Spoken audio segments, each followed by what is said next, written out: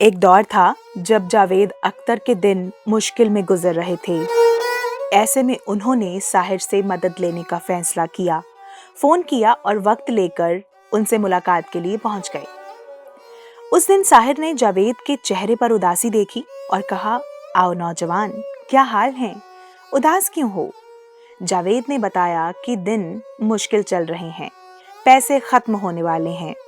उन्होंने साहिर से कहा कि अगर वो उन्हें कहीं काम दिला दें तो बड़ा एहसान होगा, बड़ी मेहरबानी होगी। जावेद अख्तर बताते हैं कि साहिर साहब की एक अजीब सी आदत थी। वो जब भी परेशान होते थे तो पैंट की पिछली जेब से एक छोटी सी कंघी निकालकर बालों पर फिराने लगते थे। जब मन में कुछ उलझा होता था तो बाल सुलझाने लग जाया करते थे। उस वक्त भी उन्होंने वही किया।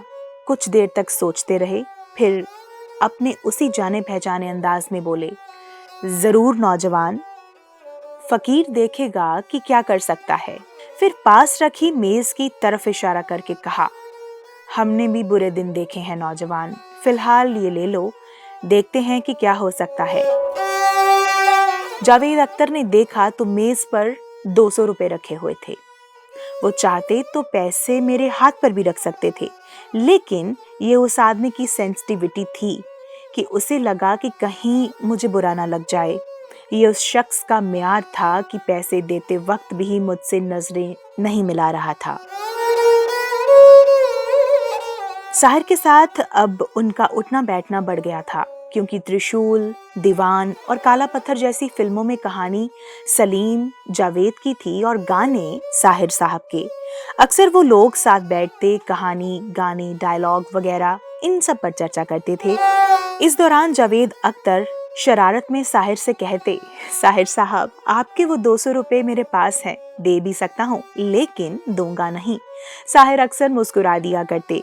साथ बैठे लोग जब उनसे पूछते कि कौन से ये 200 रुपए की बात कर रहे हैं, साहिर अक्सर कह दिया करते कि इन्हीं से पूछिए। ये सिलसिला लंबा चलता रहा।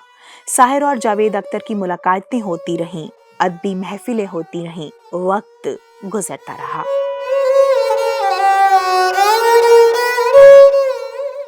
और फिर एक लंबे अरसे के बाद तारीख आई 25 अक्टूबर 1980 की। वो देर शाम का वक्त था जब जावेद साहब के पास साहिर के फैमिली डॉक्टर कपूर का कॉल आया। उनकी आवाज में हड़बड़ाहट और दर्द दोनों था। उन्होंने बताया कि साहिर लुधियानवी नहीं रहे, हार्ट अटैक हुआ था। जावेद अख्तर के लिए ये सुनना आसान नहीं था। वो जितनी जल्दी हो सका उनके घर पहुंचे और देखा कि उर्दू शायरी का सबसे करिश्माई सितारा एक सफेद चादर में लिपटा हुआ था। वो बताते हैं कि वहां उनकी दोनों बहनों के अलावा B.R. चोपड़ा समेत फिल्म इंडस्ट्री के तमाम लोग मौजूद थे। मैं उनके करीब गया तो मेरे हाथ कांप रहे थे। मैंने चादर हटाई और उनके दोनों हाथ सीने पर रखे हुए थे। मेरी आंखों के सामने वो वक्त घूमने लगा जब मैं शुरुआती दिनों में उनसे मुलाकात किया करता था। मैंने उनकी हथेलियों को छुआ और महसूस किया कि ये वही हाथ हैं जिसने इतने खूबसूरत गीत लिखे हैं, लेकिन अब यही हाथ ठंडे पड़ चुके हैं। जुहू कब्रिस्तान में साहिर को दफनाने का इंतजाम किया गया था। वो सुबह सुबह का वक्त था। रात भर के इंतजार के बाद साहिर को सुपुर्द खाक किया जाना था। ये वही कब्रिस्तान है जिसमें मोहम्मद रफ़ी, मजरू सुल्तानपुरी, मधुबाला और तल्त महबूद की कब्रें हैं। साहिर को पूरे मुस्लिम रस्मों रिवाज के साथ दफन किया गया। साथ आए तमाम लोग कुछ देर के बाद वापस लौट गए, लेकिन जावेद अख्तर काफी देर तक कब्र के पास ही बैठे रहे। काफी देर तक बैठने के बाद जावेद अख्तर उठे और नम आंखों से वापस जाने लगे।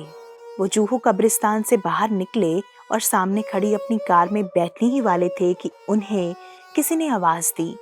जावेद अख्तर ने पलट कर देखा तो साहिर साहब के एक दोस्त अशफाक साहब थे। अशफाक उस वक्त एक बेहतरीन राइटर वाहिदा तबस्सुम के शौहर थे, जिन्हें साहिर से काफी लगाव था। अशफाक हड़बड़ाए हुए चले आ रहे थे। उन्होंने नाइट सूट पहन रखा था। शायद उन्हें सुबह सुबह खबर मिली थी। वो जैसे ही घर में थे वैसे ही निकल आए थे।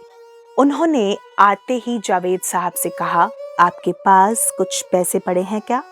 वो कब्र बनाने वाले को देने हैं, तो मैं जल्दबाजी में ऐसे ही आ गया था। जावेद साहब ने अपना बटुआ निकालते हुए पूछा, हाँ हाँ, कितने रुपए देने हैं? उन्होंने कहा, 200 रुपए।